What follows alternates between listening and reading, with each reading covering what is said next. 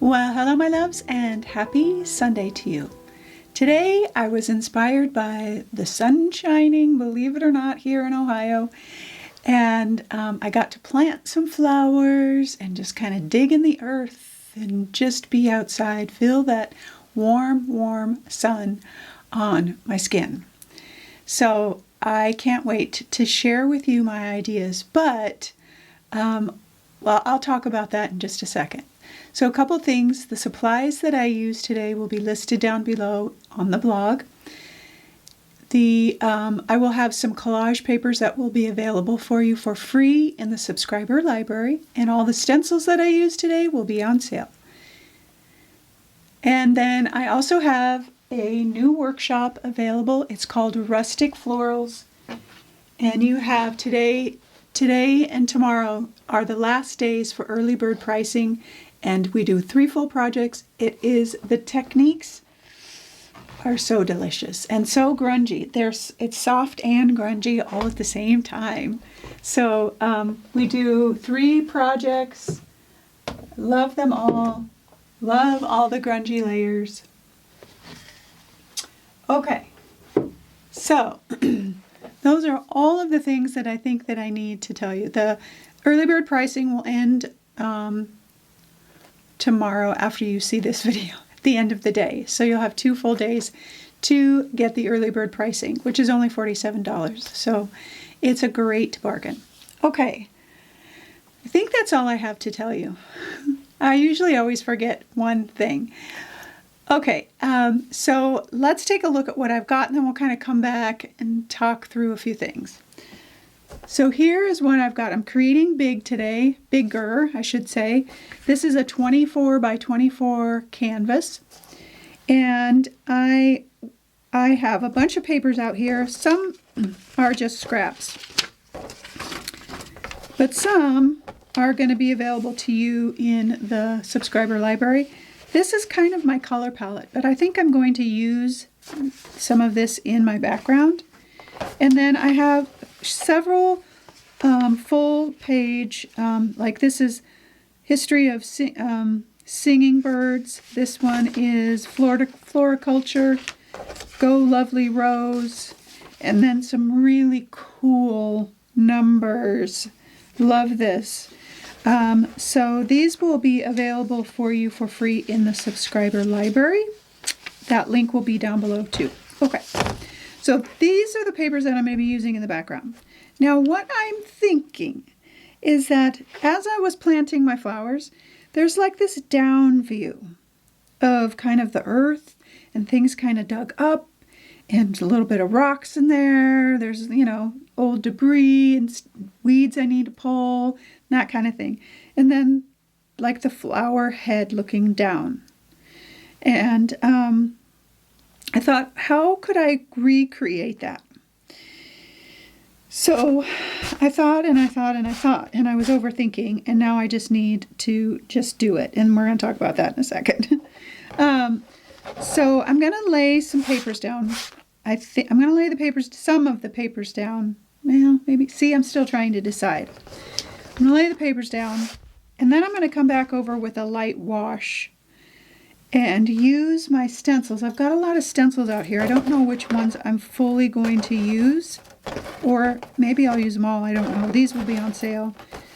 But I want to do a wash and lay the stencils in there and have them dry and then pull them out and get some pattern, is what I'm thinking. And then I have this. It's kind of like, it's a thicker tissue paper. I'm not exactly sure. It's out of the wrapper, so of course I don't remember. I actually think it's a Japanese calligraphy paper is what I think. Because I can see the lines in it. But either way, it's a beautiful, and you can see it'll go transparent. So what I'm thinking is I'm going to put some papers down, and then I'm going to come back in.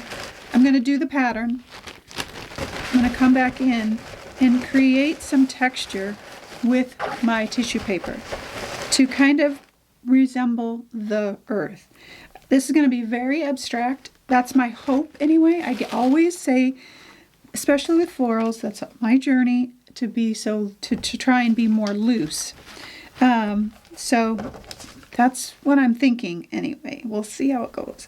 So I have Quin Magenta. I have Alzerian Crimson Hue. I have a dark teal, olive green, green gold, and I have cobalt blue out here because I want to mix my own purple. So I'm going to mix either magenta and blue or Alzerian Crimson Hue and blue to bring me to kind of this yummy plum color. And then I also want kind of that maroon, so I'm going to do the Alzerian Crimson Hue with a little bit of black. So I'll be doing some color mixing. But I really want the flowers, as I'm looking down on them, to be very kind of abstract. Maybe you wouldn't even notice they were flowers unless I gave you the explanation. The only reason you're going to know that they're different is because of the color, because the background's going to be fairly neutral. Raw umber for my background and black. And a little bit, I've got my gesso and my unbleached titanium out here as well. And those are really all the colors that I'm planning on using. Yeah, that's about all that I know right now. I'll be using fluid matte medium to put my papers down with. That is all I know right now. Okay, so that's where I'm headed. That's the journey I'm on. But the one thing that I wanted to talk to you about is overthinking everything. I'm the queen of overthinking. That is happening right now, and it's been happening all day trying to prepare for this because I'm like, yeah, no, I shouldn't do that. No, what if it doesn't turn out? You name it, I have said it. Like, that's a dumb idea.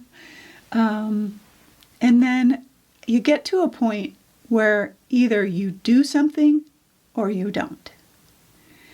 And I know for me, I just have to start my project.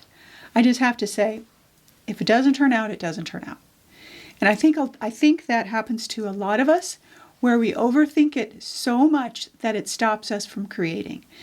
And that it stops our flow, it stops our ideas, it stops everything. And what I want you to know is that the ideas happen in the painting. The direction happens in the painting. I have an idea of where I want to start.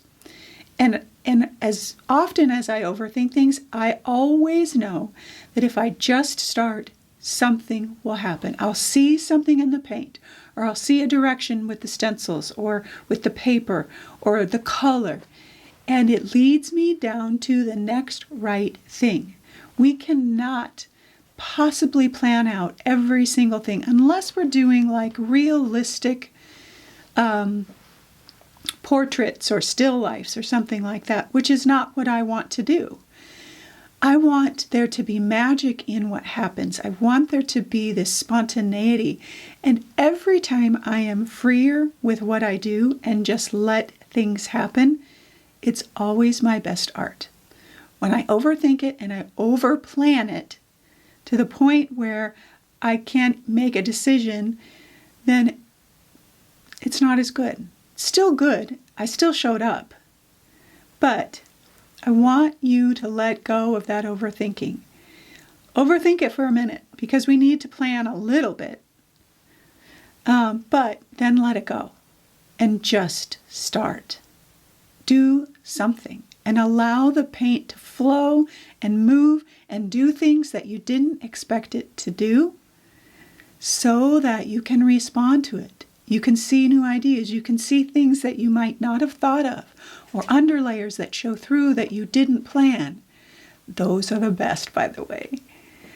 So the best way to get past overthinking is to do something, to just start. And if it doesn't turn out the way you planned, what's the worst that could happen? You paint over it. You're watching me redo pieces right now in my series each month of redoing paintings. I have a ton of them. And if it doesn't turn out, you repaint it. You cover it with gesso and you start over. And sometimes that covering with gesso is awesome because the underlayers are incredible, something you can't plan. So I'm just saying, I know I hear from a lot of you, if you're overthinking things, just start. Start doing something. And then you'll be surprised at what happens. All right, my loves. Check out Rustic Florals if you want to do some really grungy layering florals. And I hope your Sunday is restful and peaceful. And I hope that you always, always know that you are loved.